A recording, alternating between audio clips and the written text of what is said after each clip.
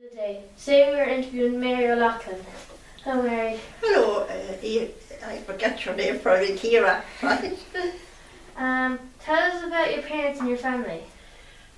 My maiden name was Cullinan, and I was born in Cuckoo Hill, Grange, County Tipperary. My mother's name was Alice, and my father's name was James.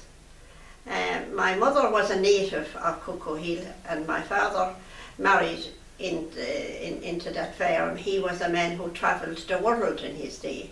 He was in England, in America, in Panama Canal, and he was in Argentina. And he was 37 when he married my mother. And they had 3 children, Eddie, Willie, and I was Mary Bridget. They call me Mary Bridget, they call me just Mary now. But my eldest brother, Eddie, died at the age of 15, and it was very sad. And my mother died 2 years later when I was 13. And my young days were sad on account of that. Both of them died from TB, which was tuberculosis, which was rampant at the time. More rampant than cancer is now. It was contagious. And my early years, up to the age of 9, before my mother got sick, were very happy years. We had a lovely, happy home. We had no facilities as people have today. They have today. You have conveniences. We had just an open fire for cooking on. But what we did for pastimes in the winter time was my father told us stories about his travels. So we had a thirst for knowledge even at a young age, because he told us all things about America and Argentina and all those things, and we were very interested. And on frosty nights, I always remember this, in going up to cold rooms, no heating, no anything in the rooms. So to warm us up, my dad used to have the 3 of us having a skipping competition. He'd have a skipping, and we'd be roasting hot going off to bed. And that was his way of heating the place, heating us up. So we were very happy until my mum got sick. And who was working with us on the farm when I was young was Johnny Cummins. He was the grandfather of Brendan Cummins, the Prairie goalkeeper. And he was like a second dad to us, and we just loved Johnny. And I can still remember him milking cows in our place on a 3-legged stool, and he would be mine. I was on another little stool in another area, safe area, and Johnny would be singing songs, milking cows. What do you remember about your grandparents? I have very little about my grandparents. There was only one grandmother that my father's parents were dead, and my mother's father was dead, and it was only my mother's mother, and she died in 1941. And I remember she lived in Powermucka with a son and a daughter, and I remember visiting her, and she always had little lucky bags under the cushion in the chair. There were little bags with little sweets and little things in it, and we thought she had a factory and that she was able to make them, that she pulled them out from under the cushion. And when she got older then and was not able to sit up on her chair, she was in bed, and she'd still have the lucky bags under the pillow. And we were amazed that she'd have those.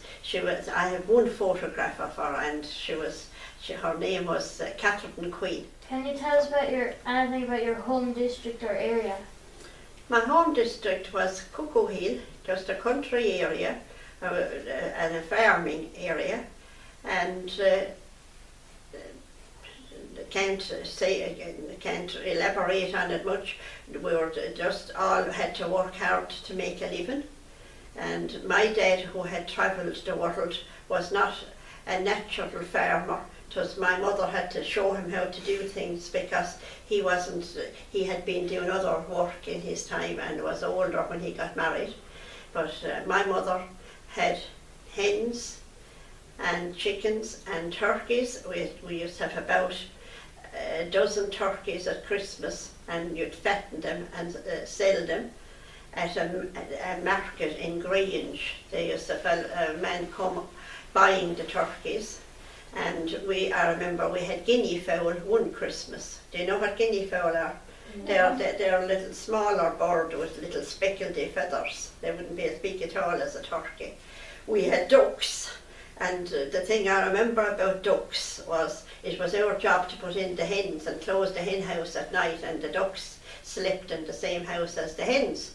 But they had to go to bed on a wet night in the summertime. They'd be out the fields. The ducks, you couldn't get them in. It would be all hours. You'd be waiting for the ducks to come in, because there used to be slugs out that had come out in the warm wet weather, and they'd be going out and eating them, and they'd stroll away, and then and they'd be the last to be put in. And I remember my mother saying, "Are the ducks in yet?" And they sign of the ducks, and they'd come streaming in, no hurry at all on them. But that's it.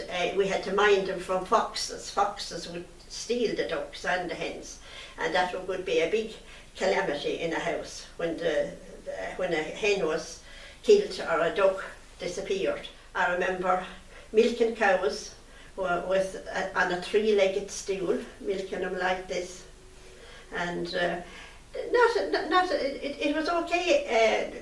Some cows would be very hard to milk. They'd have to pull them to get the milk. Others would be easy. And if a cow kicked, she could spill the milk. You held the bucket between your legs that way and milked into the bucket. And I know my father saying, if you did get a kick from a cow, he'd never say, did you get hurt? All he'd say is, did you spill the milk? Which I didn't ever. I thought that wasn't nice. That I thought he should be more concerned about me. Was I hurt? But the main thing was that I spilled the milk. And the milk, we had to go to the creamery in a horse and car. We were joined with two other nearby farmers, and every third week we'd collect their milk, and the next week the next neighbour would collect ours, and that was the way it went. And then eventually later on a lorry came along and collected it, and that was great progress. But the biggest progress of all was the coming of electricity to rural Ireland, and it came to Cuckoo Hill in 1947. No, yes, 1947 I think. And it was Shrove Tuesday, the day before Lent, and just the amazement of it, that you could turn a switch and light would come on, because before that we had to do our homework with candles or lamps. The lamps were filled with paraffin oil. Did you ever hear tell of paraffin oil? Paraffin oil was like petrol, and every evening or some part of the evening before to get dark, you had to have your oil, and it had a globe. I will show you a lamp. I have one outside and show you what it is like. And that was what we had for doing our lessons. And there were shadows every place, and you wouldn't see dirt at all because the light was poor. And then when the electric light came on, we saw dirt in places that we didn't know it existed before. So that made a change, and that was progress. And then the first thing we got was an electric iron for ironing clothes, because we used to have to iron with a box iron before that, which had a little iron heater. You'd have to heat it up in the open fire, and it would get red. And you'd get your iron then, and you'd get tongs to take out the heater, and you'd put it in a little trap door in the iron and close your trap door, and then you'd iron your clothes. And half the time there'd be dirt on the iron, and you might be ironing something white, and some black after the fire might come on it, and you'd be back to square one again. But So the electric iron was great, and people ironed everything then, everything. Tea towels and everything that was never ironed before because we had this thing for running up and down, which was great. The next thing, what did we get next, I think, was an electric kettle. And we couldn't believe it, like it would boil so fast, because before that, before you could get your breakfast, before you go to school, you had to light the fire. The fire had to be lit. The kettle had to be filled and hung over the fire. And you had to wait for it to boil, and how you got the fire going was with a fire machine, a bellows fire machine. You had to turn the wheel, and there was a pipe underground, and it blew air up under the fire, and that made the fire go better. We weren't unhappy. We had a good father and a mother, but only that my mother got sick, and she went to hospital, and I didn't live with her after that. Then so that was sad, and I don't think that I ever grieved her. Do you know what grieving means? Being sorry for something, and I don't think there was as much emphasis them times as there is now on grieving after somebody. We were told, stop crying, don't be crying, what you're crying for? And we weren't allowed to cry after, but like to this day, and that is, I'd say 60 something years ago, that my mother was dead, and I could still cry about my mother. So always have regard for your mother. And I know you sometimes think they'd be daft and things they should be asking you to do, but mothers are great. Yeah. What are the main changes you've seen over the years in your area? The main changes are vast, and it'd be very hard to even recall how vast they are. Like we had no car. I came up in the war years. Now this is the Second World War, which you know happened in 1939. So I went to school. That was the year I started school, I think, in 1939. So we had no car. We had a pony and trap. Do you know what a pony and trap is? Do you know what a pony and trap is? Yeah. And that's what we went to town in, a pony and trap, and we went to mess. We had one bicycle. My mother had a bicycle. My father was no good to ride a bicycle because he had, when he was in his travels all his life, he never had reason to have a bicycle, but he sort of learned to cycle. And Johnny Cummins, as you know who Johnny Cummins is, he gave him a loan of his bike one day. My father had to go to town, and the other bike was punctured, so Johnny gave him a loan of his, and Johnny's was a racing bike. And we left, we saw my father heading off, and he was very poor to cycle on Johnny's racing bike. We thought he'd never come home, but he did. What type of land, example like lakes, bogs or fairy forts? There was very little, it was a very dry country, and it still is, as you will say, know from your uncle David, Kira, and they're very dry land, water scarce, a big scarcity of water, and in dry summers we had to draw water in churns and barrels from a local pump. There weren't any lakes in our area, and the land was limestone land, I think. Very good for horses, and it's to this day race horses. And up near me, the winner of the A3 Grand National in, I think it was 1961, was bred in Cuckoo Hill, and that horse's name was Nicholas Silver. So it was very good for horses. The limestone land was good. Where did you go to primary school? I went to primary school in Grange. The year was, I think I started in 1939 and I finished up in 1945. I left school when I was in 5th class and went on to another school. Who were your teachers and what do you remember about them? My first teacher was Mrs. McCarthy, and she was lovely. She was very, very nice and gentle person. and she gave out gifts to us, even though it was the war time and things were very scarce. Every November she asked each one of us to write down what would we like for Christmas. She had a list, a list, and we gave, the boys always looked for guns. They were always looking for guns, mostly. And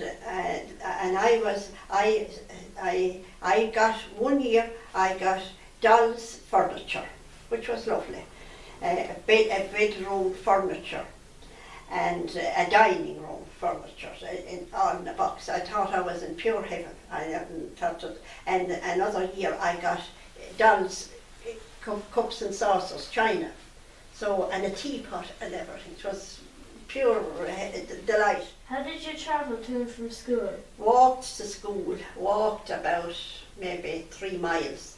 Started off walking, I'd say 4 fields.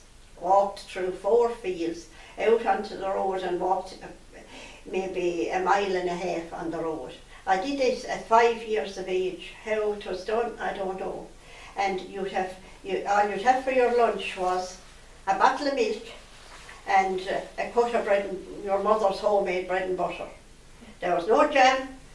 The war years, the first time I ever saw a banana was, I'll never forget it, was such a lovely thing to see.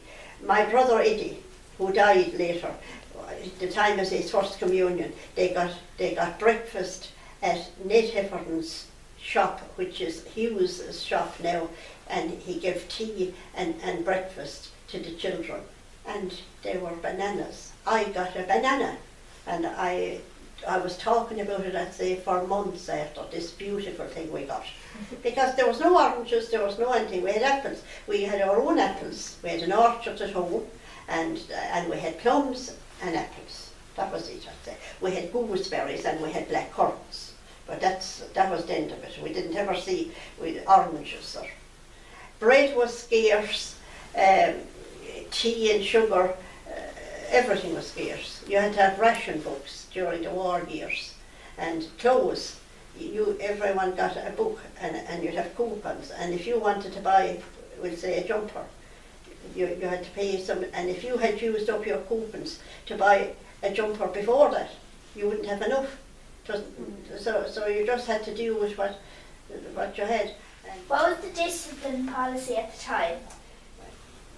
The slaps. Yeah, if you got sums wrong, if you got spellings wrong, you got slaps. I didn't get very much slaps at all. My memories were okay of school. I hadn't bad memories of school at all. But lots of them got slapped and got badly slapped. When I went out to the master school at 3rd class, I heard such stories about, to be this and that, and I was terrified, and it didn't anything happen to me, because my father and the master were good friends. And whether that had anything to do with it, the master was very nice to us, and we were good to learn. We had lots of other problems, like we were poor and lots of things, but we were okay to learn. So that was good. And once I got a slap from the master, and I'd say I was crying before he came near me at all with the fright of it. But I didn't get any slap after that. But he got very cross one day, the master, that I still think of this. And maybe you don't want to hear this, do you? Yeah. Right. We were all around in a circle around the master, and we were learning a poem.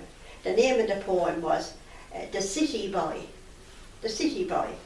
And the poem was, and I'll still remember it, pity the boy who never sees the butterflies, the birds or bees, or hears the music of the trees, or cattle softly lowing, who cannot in sweet comfort lie where clover blooms are thick and high, or hear the gentle murmur nigh of brooklets quietly flowing. Right, we said this poem, and he said to us then, what kind of a boy was that? And now the heading of the poem was The City Boy, a boy from the city, never saw it. We said, all around the class, what sort of, a blind boy, sir?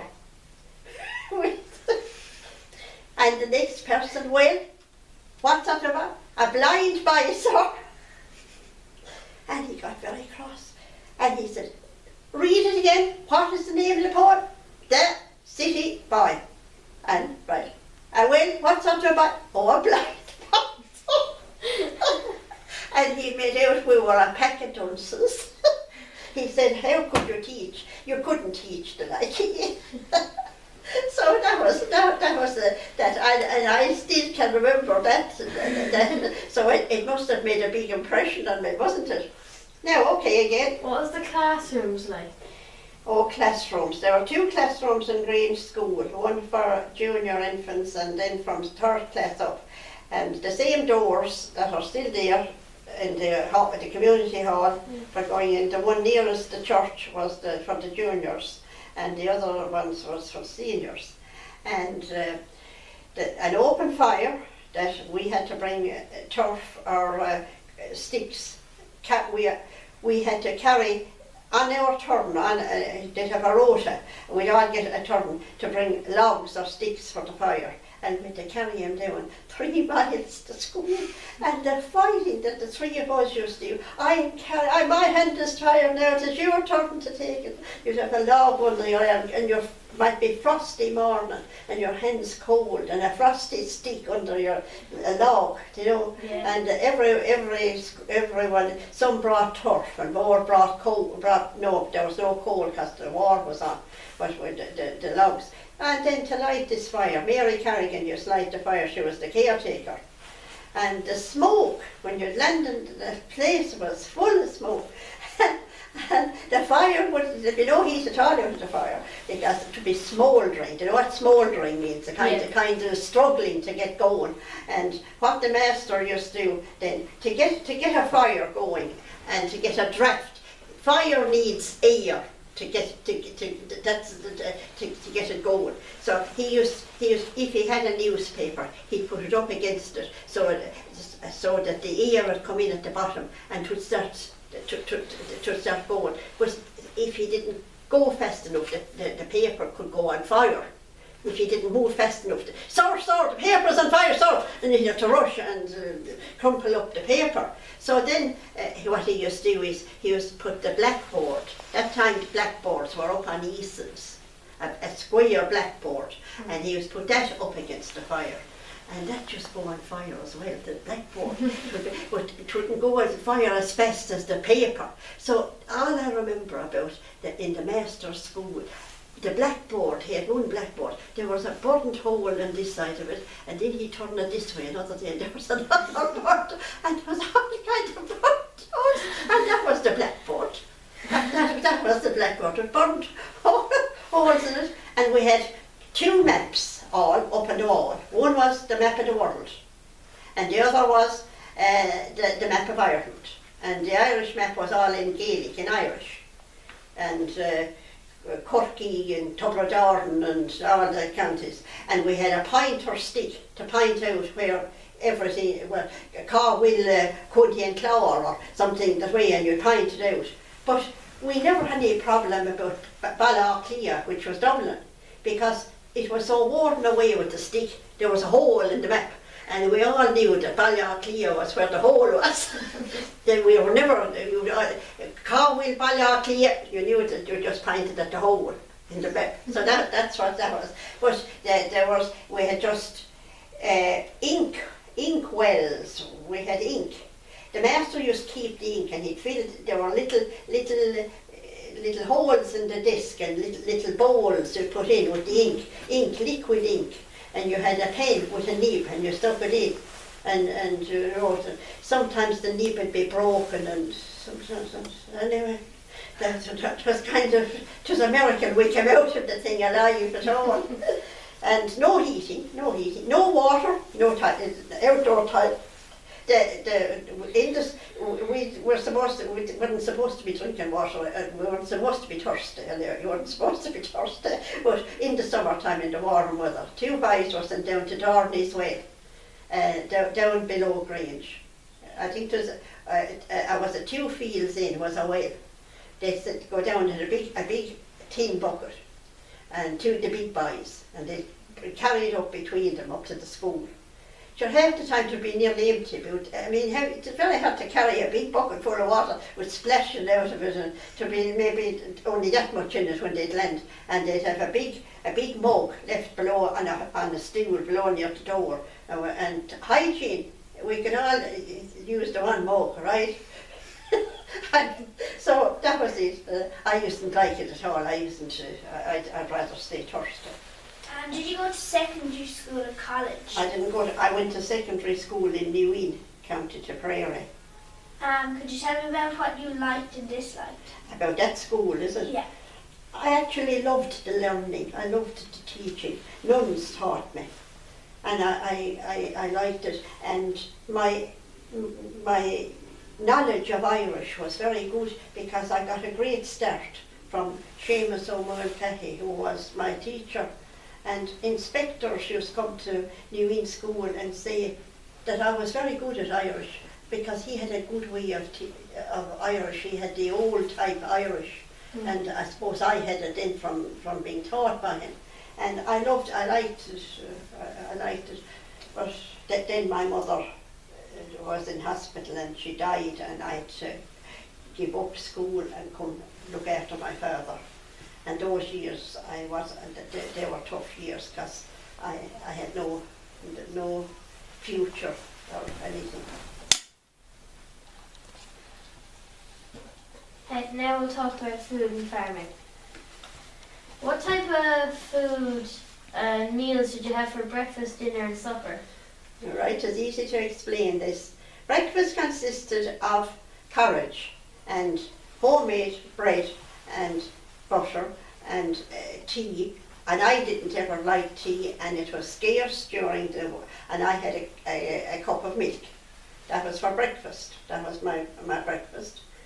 Dinner was you could have stew, you could have chicken, and you could have bacon and cabbage, which would be a kind of the most common one. And supper wasn't, because when you're going to school, by the time we had our dinner in the evening after coming from school, it was nearly, by the time we walked home, it was nearly supper. The supper and dinner nearly went together. But there was no such thing as cornflakes. I can't remember cornflakes. They were hardly there during the war years. And we might have a boiled egg and a cut of bread and butter. That would be about it. Where did your family source your food? Did they buy it or grow it? Well, mostly it was on the farm. We had our own milk, we had our own meat because we killed a pig, and we had our own potatoes, turnips, cabbage, carrots, parsnips, onions. My father had a little back garden and he did all of that. Well, let's see, what else would you need? Yeah. What we had to get in town with our own eggs. What we got in town would be the tea and the sugar. Where would you keep the milk cold and the meat? We didn't. There was a thing called a safe. It was a little tin container hanging up on a wall outside, and with a door with holes on it so the flies wouldn't get in at it, and that we called it a meat safe. The milk we didn't have to keep because we had it fresh every day because we milked the cows twice a day and we'd have it fresh. We didn't have, and if any of it went sour, my mother used it for making bread, the sour milk for making bread. Did you kill your own animals? How was this done? And we killed a pig or 2 pigs at Christmas, and they were cured, which means curing means they were put in salt to keep them fresh, keep the meat. It was all cut up in pieces. There was black puddings made with the blood, the pig's blood. You saved it. I used to like this part of it at all. It just gave me the kind of sicky feel. but the women used to make these lovely black puddings, and they used the intestines of the animal of the pig they had to fill the puddings with, right? Nowadays they have kind of synthetic plastic filling for puddings and sausages, but that time they hadn't those things. And all this mixture was mixed up. That you put pinhead oatmeal in it, and you put there was a big job. This filling puddings was a big job. And then when we had them filled, we gave them out around to the neighbours. We made up a little parcel of meat to all the neighbours, and when they killed a pig, they did the same for us. So everyone divided up what they had, and that was grand. And we had what types of meat. The meat was after about 3 weeks in a barrel of salted water. It was taken out, and there was salt rubbed into each portion, and there was hooks along the kitchen ceiling, the ceiling in the kitchen, and the meat was hung up. There was a piece of twine like that. There was a hole put in the meat and a piece of twine, and it was hung up on the ceiling. And when you wanted to get your dinner, you went out for the pitchfork. Do you know what a pitchfork is? Yeah. It's like a sprawl, Yeah. like a pitchfork. You went out for a pitchfork and you stuck it in the meat, and you took down a piece for the dinner to boil it, right? That was how convenient it was. And you look at it that you weren't around at them times. Would you think he'd live at all? No, I'd say he died of hunger. What was farming like when you were young? Tougher, very tough, very tough. It was, there was no machinery, there. You cut corn with a scythe.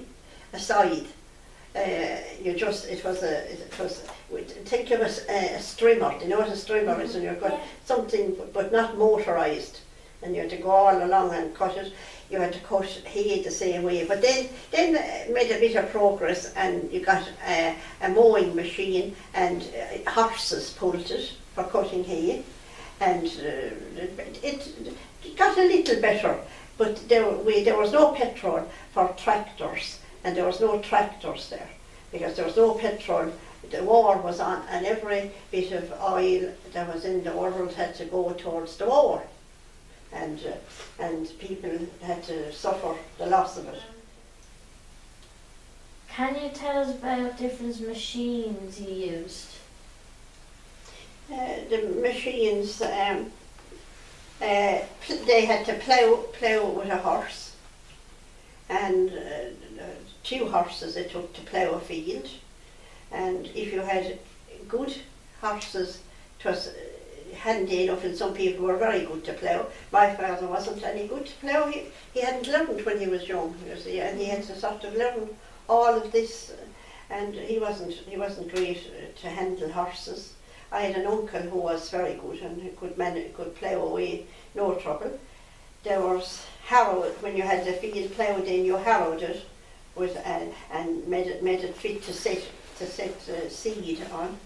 And we were obliged then during the war years. I think, and I couldn't be sure now, is that 2/3 of your farm had to be ploughed, which put terrible pressure on people, because you had to plough it so that you grow corn, so that for to have enough flour for the people, and I think a lot of it was exported. I'd say that we had to do it. You'd be breaking the law, and inspectors just come around and measure and see had you all the land ploughed. My father found that very, very hard. It wasn't. When Johnny Cummins was working for us, he was good. He was able to plough, but he left then, and my father had to take it up, and he wasn't great.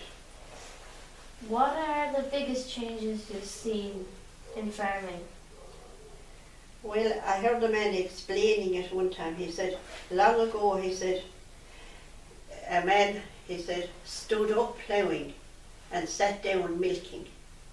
Nowadays, he stands up milking and he sits down ploughing. You have a tractor. That was the big difference. Like now you can stand up in a milking parlour and up milking cows. We never heard standing up milking a cow wasn't something we ever heard of that time. Okay, what games did you play at home? So we played drafts and we played Ludo. We had those anyway, and the boys used to play soldiers. They had little timber soldiers. They were made into this guns and soldiers anyway, and I always played with my dolls. I loved my dolls, and I had one very battered doll. And my eldest brother, Eddie, he said, used to call her the tramp. She was so bad. I hated him for that. I just thought it was, because I loved her, even though she was battered. What games were played at school? In school, we played giant steps, in and out the windows, ring a rosy, antique, and hide and go seek. Much the same as today, nothing different. But our play area was the graveyard around the church in Grange. We didn't have, the girls didn't have, there were no boys didn't have a playground either. They played in the road at the cross in Grange. We played in the graveyard. We were very, we were great. And we used to make little houses around the graves. We all kind of thought we owned it. A certain grave would be our house. Yeah. So Were there different games that the boys and girls played in school? the boys played mostly the hurling and football. That was the boys and girls didn't mix. We didn't mix at playtime. And at one stage the master taught them how to play rounders. And I don't know how to play it, but that was the boys. He taught them how to play that. Did you get involved in clubs growing There was up? no clubs, and I growing up, no clubs. And as first of all, we had no transport that we could go to anything, but there were no clubs anyway. What prayers did you say at home? Well, prayers were very important in our home, and religion was twice as important. We said our morning prayers, like morning offering and the prayers, and every morning. And that, if you forgot your morning prayers, missing your breakfast wouldn't be half as serious a matter as forgetting your morning prayers. Like it would be all a matter of you going to school hungry if you hadn't time to eat your breakfast, but it was twice a bigger sin altogether if you missed your morning prayers. The prayers we did in, what did we do for religious class? The one that I can remember, we concentrated on the 10 Commandments. I don't know, do you do the 10 Commandments at all now? Yeah. But, right, that was, you had to learn all that off. I am commanded by the first commandment, and I am forbidden by all this, and learn it off, and then it all got mixed up in your head, and you didn't know whether you were commanded or whether you were forbidden, and you anyway. And a priest came around, I don't know, was it a couple of times a year or was it only once a year, and examined all the class on what they had learned on religion. And the teachers used to be terrified because in case we'd get all mixed up and that we'd say the wrong thing, and the teachers used to be very, very nervous. And they were, I'd say, religious. The priests heard very strange answers, I'd say. But we had a very quiet priest, and he didn't mind, he'd never say a word to us. He was Father O'Donnell and say, that's grandchild, that's lovely, and that's fine. For communion day, we did practice for communion in the church. Mrs. McCarthy brought us out to the church to show us how to receive the Blessed Sacrament, and she used to have a pocket of mint sweets, and those sweets were hardly, however she used to get them, and you'd put out your tongue and you'd get a mint sweet on it. That was it. Sure, we used to love that. My first communion day, it was, we all the girls had the same dresses. I think I'd said this to somebody before about that. Mrs. McCarthy used to teach sewing to the senior classes, girls, once a week. And she was very good at the sewing. And she got a roll of material. Do you know what I'm talking about? Yeah. Material. One time white material. And she got the big girls, she showed them how to cut out dresses for. There were 6 or 7 of us girls in the class.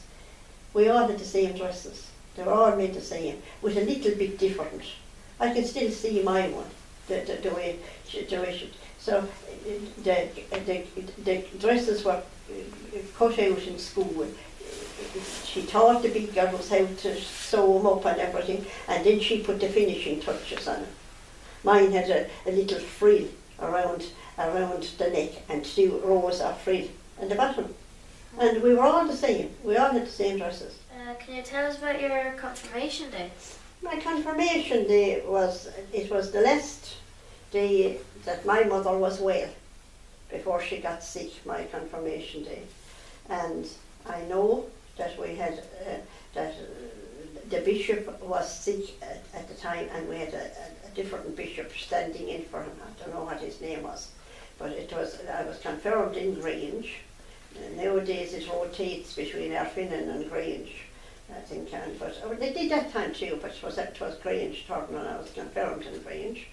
And I know we went back home for dinner, and my mother had a turkey, that one of her own turkeys killed, that she had kept. I don't know, because, and so I can kind of think of that, and that was, but we didn't go any place, or there was no celebrations that way. I have no photograph. We had no photograph of my confirmation.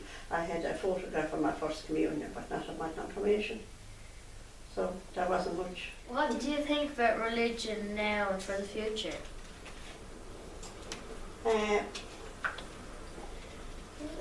My feelings about religion are, there were lots of things about religion in the past that I found it hard to understand.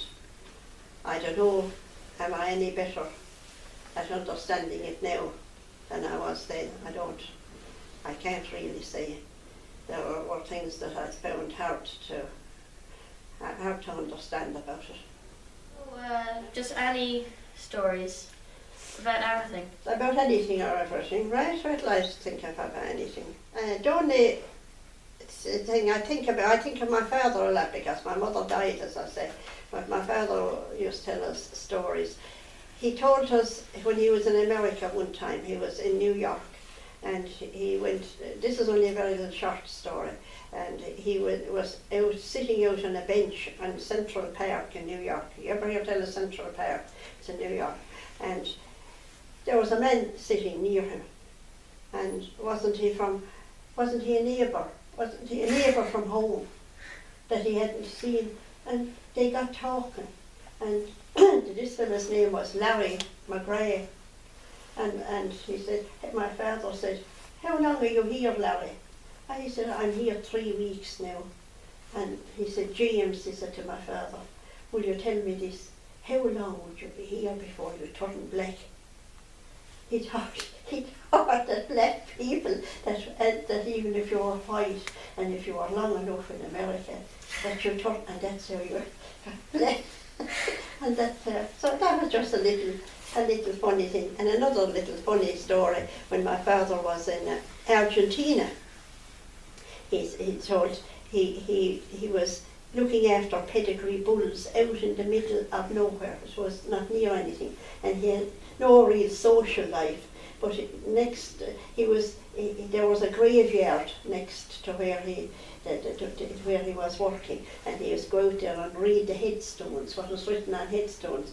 And this headstone was the one that he remembered, and it said, this was a headstone under an apple tree. There was an apple tree hanging over it, and it said, here lies the body of Jonathan Pease under the apples on the trees.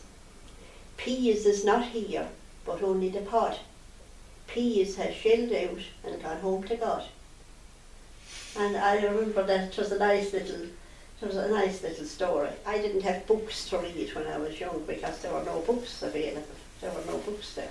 But my education about the world was from my father telling me things. he was in the American Army and he was in the British Army. And he was out in Panama Canal, which is dividing North America, the United States from South America. It's that little narrow patch, that little place, yeah. And it was only opened about, that canal was only opened about 4 years when he went there. And they had to dig a ton, they had to dig through the land for I don't know how many miles in this narrow part where North America and South America, I'll show it to you on the map and when to make it easier for ships to go, that they would have to go all around to get to places. They could go through the canal, but when they were going, when they had this thing dug, they were to join up the Pacific Ocean with the Atlantic Ocean. And when they got through, wasn't the Atlantic Ocean higher? So it created an awful lot of problems, and they had to put in locks and different things. They had to step it down, you know, because the two oceans weren't at the same level at all. And life is I don't know, it's not any, I suppose, harder them times than now, or what, I don't know, it's a different type of world. You're in a very, there's great technology and there's everything nowadays. And it's lovely. And the main thing is to appreciate what you have. Thank you very much for doing this interview with us as part of the Digital Recollection Project organised by Moon and Tier. We've really enjoyed talking to you and learned a lot about times in the past.